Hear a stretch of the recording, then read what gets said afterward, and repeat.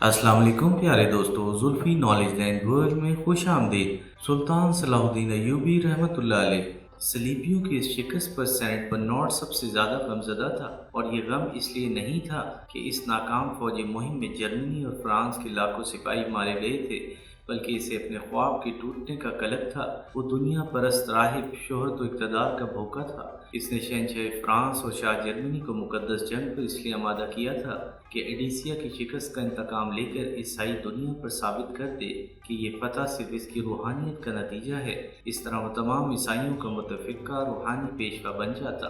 پھر کچھ دن بعد لوئس نے اطالیہ کی بندرگاہ سے سمندر کا سفر اختیار کیا اور 11 مارچ 1148 کو انطاکیہ پہنچا۔ اس وقت انطاکیہ پر ریمنڈ کی حکمرانی تھی، جو رشتے میں ملکہ ایلس کا چچا تھا۔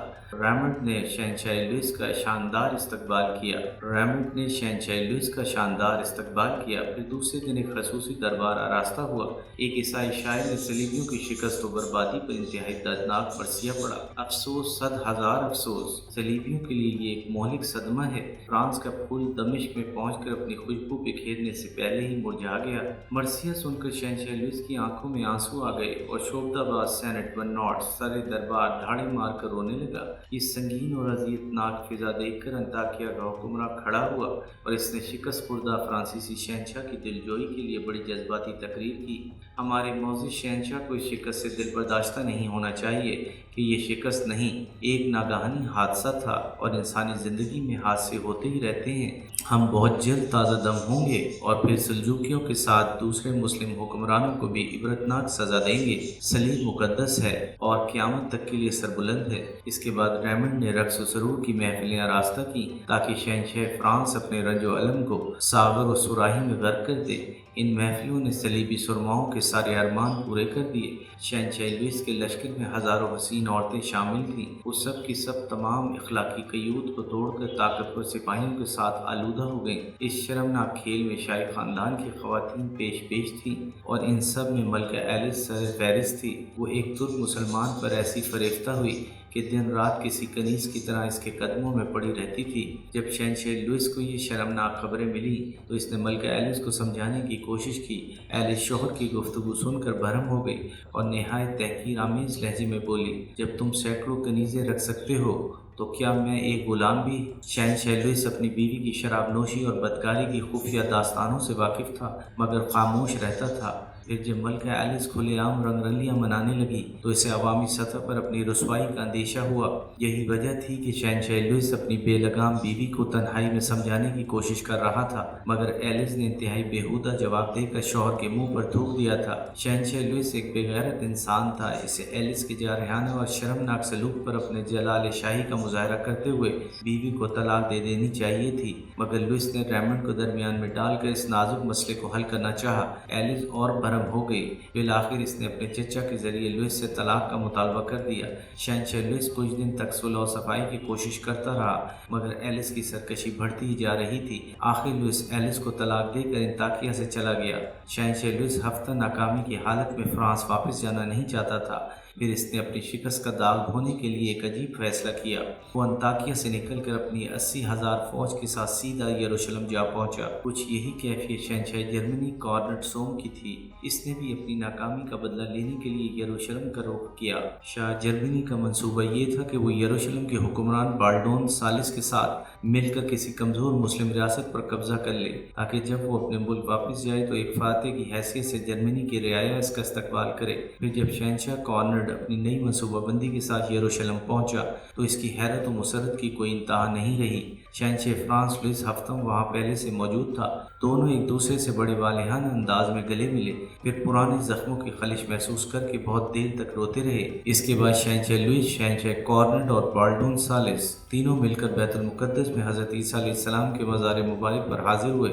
پھر اپنی مذہبی رسموں کے مطابق تینوں نے توبہ کے ساتھ پرجوش لہجے میں عہد کیا کہ وہ پورے علاقے میں صلیبی اقتدار قائم کر کے ہی دم لیں گے۔ اس اتحاد ثلاثہ کا پہلا ہدف دمشق تھا۔ तीनों लश्कर बर्क रफ्तारी के साथ आगे बढ़े। शहर के 3 तरफ मिट्टी की मजबूत फसील बनी हुई थी और चौथी सिमत में इस कदर गुंजान बाग थे, कोई लश्कर इनके दरमियान से आसानी के साथ नहीं गुजर सकता था। सलीबी फौजों ने इस तरफ से शहर का मुहासरा कर लिया। इस ज़माने में दमिश्क पर अमीर मजीरुद्दीन की हुकूमत थी, जो इंतहाई ऐश परस्त और नाअहल हुक्मरान था। इसकी इसी कमज़ोरी से फ़ायदा उठाते हुए वज़ीर मोइनुद्दीन ने हुकूमत की बागडोर संभाल ली थी। मोइनुद्दीन एक वतन दोस्त इंसान था। वो दमिश्क के पुरजोश अवाम और उलमा की मदद से कई माह तक सलीबी हमला आवरों का मुकाबला करता रहा। इस दौरान में ईसाइयों और मुसलमानों के दरमियान कई खूनरेज़ झड़पें हुईं। शेख अब्दुर्रहमान, जिनका शुमार दमिश्क के बहुत बड़े मशाइख में होता था, ईसाइयों के खिलाफ लड़ते हुए शहीद हो गए। इनके अलावा फ़कीह इमाम यूसुफ मालिकी, जिनकी उम्र 80 साल के करीब थी, वो भी अपनी गैरत दीनी से मजबूर हो गए। वज़ीर मोइनुद्दीन ने इमाम यूसुफ को जंग से रोकना चाहा, मगर इन्होंने ज़ाफ़ व नातवानी के बावजूद इंतहाई जुर्रतमंदाना लहजे में फरमाया, कैसी अजीब बात है कि मेरे घर के दरवाजे पर जहाद हो रहा है और मैं सादत अजीम से महरूम रहूं। इसके बाद इमाम यूसुफ मालिकी कुरान करीम की आयत मुकस्सा तलावत की, बेशक अल्लाह ताला ने मोमिनों का माल और जाने जन्नत के एवज़ खरीद ली हैं। इसके बाद इमाम ने अपनी शमशीर बेनियाम की और मर्दाना व सलीबियों के सफ़ में घुस गए और कई ईसाई सिपाहियों को कत्ल करके खुद भी शहीद हो गए। सलीबी लश्कर कई लाख सिपाहियों पर मुश्तमिल था और इसके मुकाबले में मुसलमान फौजियों की तादाद बहुत कम थी। आखिर मोइनुद्दीन कहाँ तक मुकाबला करता। फिर जब एक दिन सलीबी फौज शहर के करीब मैदान अगज़र तक पहुँच गई तो इसके पास इसके सिवा कोई चारा न रहा कि वो अपनी मदद के लिए सैफुद्दीन गाजी या सुल्तान नूरुद्दीन महमूद जंगी से दरख्वास्त करे। फिर दमिश्क के बर्क रफ्तार कासिम मोसिल और शाम की तरफ बढ़ रहे थे। सैफुद्दीन गाजी बिला ताख़ीर एक लश्कर जरार लेकर दमिश्क की तरफ बढ़ा। दूसरी तरफ से सुल्तान नूरुद्दीन जंगी ने अपने जाबाज सिपाहियों के साथ कूच किया। ये पहला मौका था जब यूसुफ सलाहुद्दीन ने एक सिपाही की हैसियत से जंग में शिरकत की। दमिश्क रवाना होने से पहले यूसुफ सलाहुद्दीन अपने उस्ताद मोहतरम काजी इब्न रसूल की खिदमत में हाजिर होकर दुआओं का तालिब हुआ। मुझे हक ताला की ताईद और नुसरत पर यकीन कामिल है, वो ज़ात पाक तुम्हें हर हाल में सरबुलंद रखेगी। अब तुम्हारे ख्वाब की ताबीर का वक्त आ गया है। काजी इब्न रसूल ने नहायत पुरसोज लहजे में कहा। उस्ताद ग्रामी के हुजरे से निकल कर यूसुफ सलाहुद्दीन शारिया के हुजरे में पहुंचा। यूसुफ सलाहुद्दीन के इश्क ने इस तुर्की कनीज़ की दुनिया ही बदल डाली थी। वो काजी इब्न रसूल का दर्स सुनती, किताबों का मुताला करती और फिर सारा वक्त इबादत और रियाजत में गुजार देती। इसने नजमुद्दीन अय्यूब से किया हुआ अहद पूरा कर दिया था और यूसुफ के रास्ते से हट गई थी, मगर रात के इस ढेर में बहुत सी चिंगारियां दबी हुई थीं। ज़ौक़ हवस फना हो चुका था, मगर इश्क अपनी तमाम तर बेगर्जी और पाकीज़गी के साथ बाकी था। शारिया ने यूसुफ सलाहुद्दीन से बस एक ही दरख्वास्त की थी, तुम जब भी उस्ताद ग्रामी की दरसगाह में आया करो तो मुझे 2 घड़ी के लिए अपनी सूरत ज़रूर दिखा दिया करो। मैं इसी एक मंज़र के सहारे इस खारज़ारे हस्ती से चुपचाप गुजर जाऊंगी।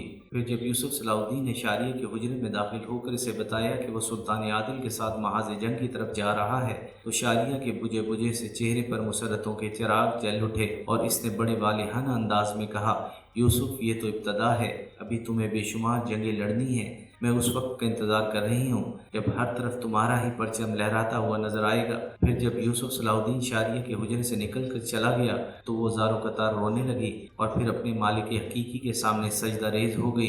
ए इंसानी अंदाज़ों से ज़्यादा रहम करने वाले, तो इस बात पर कादिर है कि मेरे यूसुफ के जिस्म पर हल्की सी खराश भी ना आए और वह फातिह करार पाए। फिर भी अगर तेरी मशीयत में ये तय पा चुका है कि यूसुफ को कोई जिस्मानी नुकसान पहुँचे, तो फिर ए रब बेनियाज यूसुफ के बदले में मेरा सदका जान कबूल फरमा ले। फिर जब सैफुद्दीन गाजी और सुल्तान नूरुद्दीन महमूद जंगी के लश्करों की आमद की खबर शहनशाह फ्रांस, हफ्तम शहनशाह जर्मनी, कॉनट सोम और यरूशलेम के हुक्मरान बाल्डून सालिस ने सुनी, तो वो तीनों रातों रात दमिश्क का मुहासरा उठाकर यरूशलेम चले गए। सैफुद्दीन गाजी और सुल्तान नूरुद्दीन जंगी ने जंग के बगैर एक इस्लामी रियासत को सलीबियों की दराज दस्ती से बचा लिया। इसके बाद ईसाई लश्कर ने अस्कलान पर हमला करने का इरादा किया, लेकिन सलीबियों का यह मंसूबा भी नाकाम हो गया। शहनशाह जर्मनी मुसलसल नाकामियों से तंग आकर अपने वतन वापस चला गया। शहनशाह फ्रांस लुइस हफ्तम चंद माह फ़लस्तीन में मुकीम रहा और फिर वो भी अपनी पेशानी पर नामुरादी का दाग सजाए हुए 1149 में फ्रांस लौट गया। दूसरी मुकद्दस जंग जो बड़े ज़ोर व शोर के साथ शुरू की गई थी एक शर्मनाक मोड़ पर ख़त्म हो गई जिसमें लाखों ईसाई मारे गए। ये एक ऐसी इबरतनाक शिकस्त थी कि जिसके बाद शहंशाह फ्रांस और शहंशाह जर्मनी ने ज़िंदगी भर मुकद्दस जंग का नाम नहीं लिया। दूसरी सलीबी जंग जिसका मुहर्रिक शोबदाबाज सेनेट बर्नार्ड था वो भी लज़्ज़ख़ेज़ अंजाम से दो चार हुआ और रहती दुनिया तक इबरत का अजीब निशान बनकर रह गया। इस वाक़ये की मुख्तसर तफसील ये है कि एक रात सेनेट बर्नार्ड नशे की हालत में एक बुरी औरत के साथ था। ये वही फाहिशा औरत थी जो औरतों के 50,000 फौज के साथ यरूशलेम आई थी। जब सेनेट बर्नार्ड के मुहाफ़िज़ सिपाही को ये इत्तला मिली कि इसका मजहबी पेशवा बदमस्ती में मशगूल है तो वो बेदरेक कमरे में दाखिल हो गया और इसने पहले फाहिशा को कत्ल किया, फिर सेनेट बर्नार्ड की तरफ बढ़ा। मैं तुम्हारा मुकद्दस पेशवा हूँ, शोबताबाज राहिब हज़ियानी अंदाज में चीख रहा था। मेरे कत्ल से गुरेज करो वरना तुम पर आसमानी कहर टूटेगा। तुम मुकद्दस नहीं, नापाक है। ईसाई सिपाही की आंखों में खून उतर आया था। सलीबियों पर यह सारा अजाब तेरी ही वजह से नाजिल हुआ है, ये कहकर इस गैरतमंद ईसाई ने सेनेट बर्नार्ड के टुकड़े कर दिए। एपिसोड 18 इख्तिताम पजीर हुई।